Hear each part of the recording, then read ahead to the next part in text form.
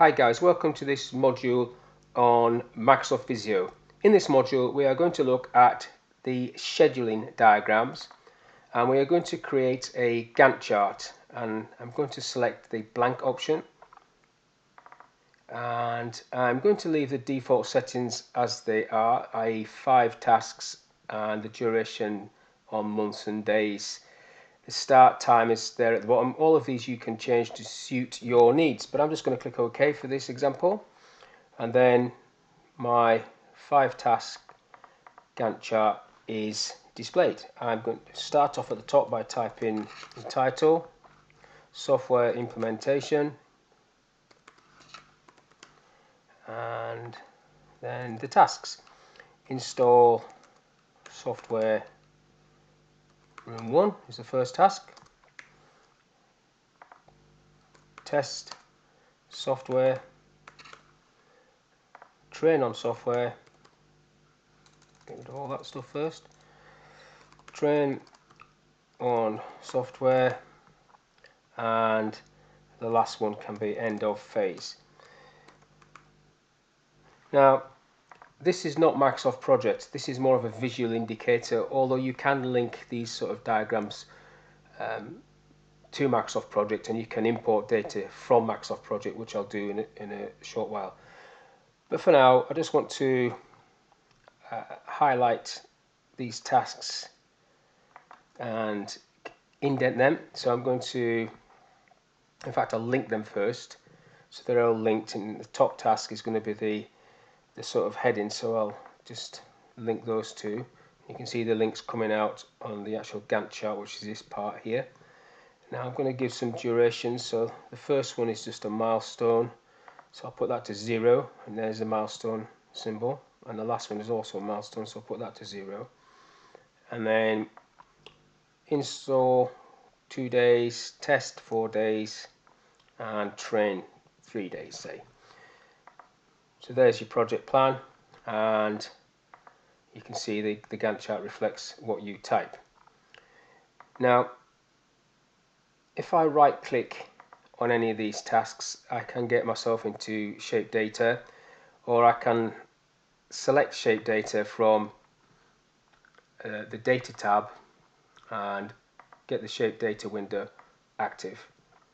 So here's the shape data window. Just get rid of this one. So there's quite a lot of information in the shape data for a project Gantt chart. As I click around, you can see the name comes up and the start and finish date and the duration and the percentage complete. If I change that to 34, for example, you can see that the actual bar appears on the task itself, indicating percentage complete. If I go up to the, I'll just close that one off. If I go up to the Gantt chart tab on the ribbon, I've got other options there where I can, for example, have a look at the chart options, maybe change some of this. Maybe I don't like it sitting in months and days and I want it in weeks.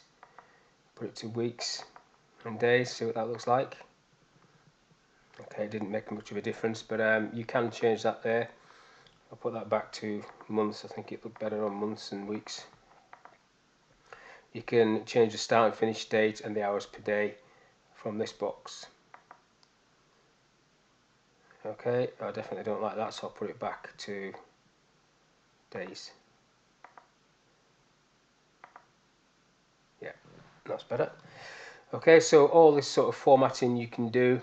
Now if I go to the design tab, you can also change this color scheme and look at these themes until you find one that suits what you're after.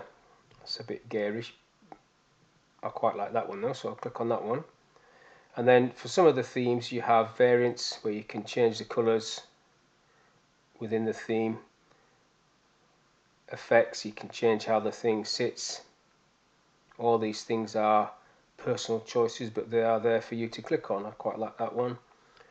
And also in there you have the ability to change how the connectors sit on your Gantt chart. This bottom one is quite a pronounced connector, so I quite like that one. I'm going to click that one on, and there is your basic Gantt chart. Now if I click on another sheet, I'll show you how you can get data from a either an Excel file or another project file. So I'm just going to import data, and I've already got a file. I'm going to click next. It is a Microsoft project file, and then next. And I've already got this sitting there. It's called Build a Wooden House, so I'm just going to go next. These are the time frames at the moment. I'm going to go next, and all the tasks, and then next, and then finish. Now when this drops in, it might not look great, so I might have to change the chart options a little bit, just depending how it sits. The wizard runs and then it drops it in there. So there is all the tasks from that project, from Microsoft Projects, and looking at the time scale, I'm just going to change that and see what happens here. If I put that onto weeks and days, see if it just makes it a little easier to see. It does.